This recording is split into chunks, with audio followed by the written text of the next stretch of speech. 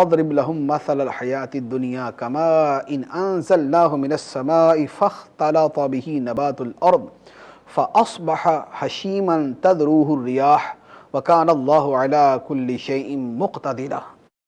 اور اے حبیب ان کے سامنے بیان کرو کہ دنیا کی زندگی کی مثال ایسی ہے جیسے ایک پانی ہو جسے ہم نے آسمان سے اتارا تو اس کے سبب زمین کا سبزہ گھنا ہو کر نکلا، پھر وہ سبزہ سوکھی گھاس بن گیا جسے ہوائیں اڑاتی پھرتی ہیں، اور اللہ ہر چیز پر قدرت رکھنے والا ہے۔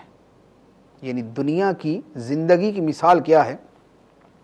بارش ہوتی ہے، زمین سے گھاس نکلتی ہے، پھل نکلتے ہیں، سبزہ نکلتا ہے، بڑا خوبصورت نظر آتا ہے، بڑا مزہ آتا ہے، سبزہ دیکھ کے بڑی طبیعت فریش ہو جاتی، خوش ہو جاتی۔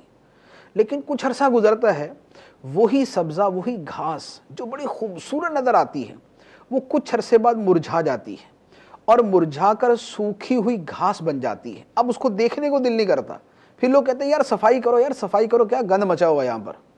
اب اس کو پھر ہوائیں اڑاتی پھرتی ہیں، ہوا آتی، ہوا کا جھونکا اس گھاس کو کبھی اٹھا کے ادھر لے جا رہا ہے، کبھی ادھر لے جا رہا ہے، کبھی ادھر لے جا رہا ہے۔ اللہ تعالیٰ فرماتا ہے دنیا کی زندگی بھی ایسی ہے۔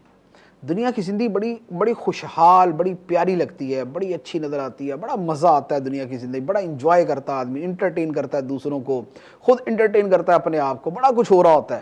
لیکن موت آتی ہے تو سب ویران، سب بنجر، سب خراب۔ اب وہ بیچارہ بے کس، بے بس، مجبور، اب وہ پڑا ہوا قبر کے اندر، اب اس کا پرسان حال کوئی نہیں۔ تو فرمایا کہ دنیا کی زندگی اس انداز کی ہے۔